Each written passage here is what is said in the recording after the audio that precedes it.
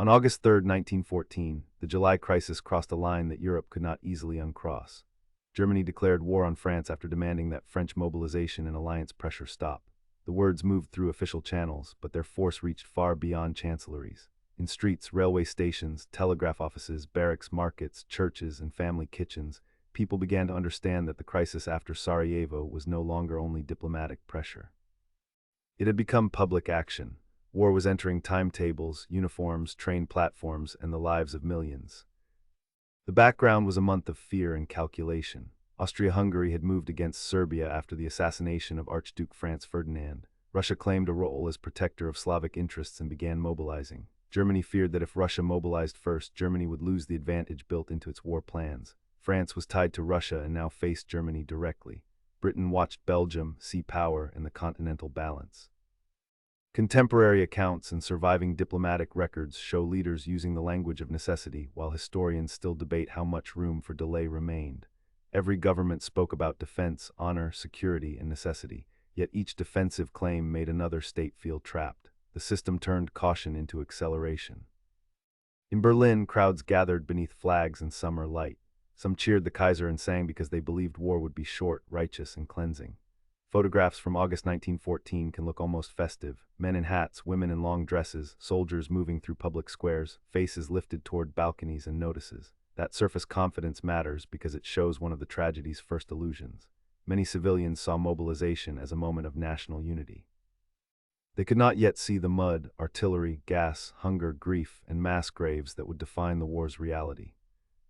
Behind the crowds, the machinery mattered more than emotion. Modern empires moved through railway schedules, telegraph wires, staff tables, coal supplies, horse requisitions, and mobilization districts.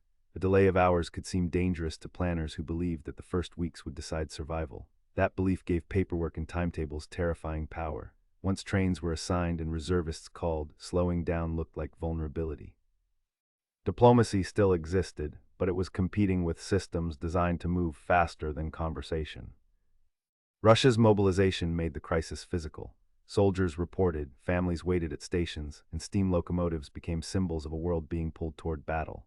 In France, mobilization notices appeared and reservists prepared to leave farms, shops, offices, and cafes.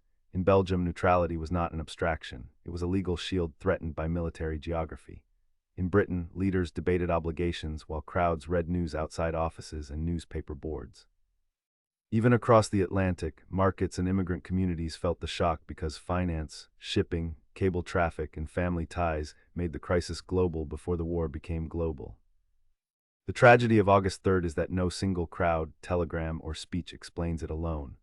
The war began from linked decisions: Austria-Hungary's punishment of Serbia, Russia's mobilization, Germany's fear of encirclement, France's alliances, Britain's calculations, and military plans that rewarded speed. Leaders still had choices, but they had built a world in which waiting felt more dangerous than acting. That is why contemporaries could describe themselves as being forced by events, even while their own decisions pushed the events forward.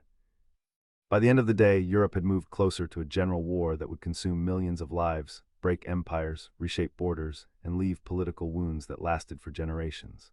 The flags and station farewells of August 1914 became the opening images of a catastrophe. August 3rd belongs in history not because every battle began that day, but because the declaration against Russia showed that the crisis had escaped containment. The point of no return was a system of fear, honor, plans, alliances, and machines that made war seem safer than delay.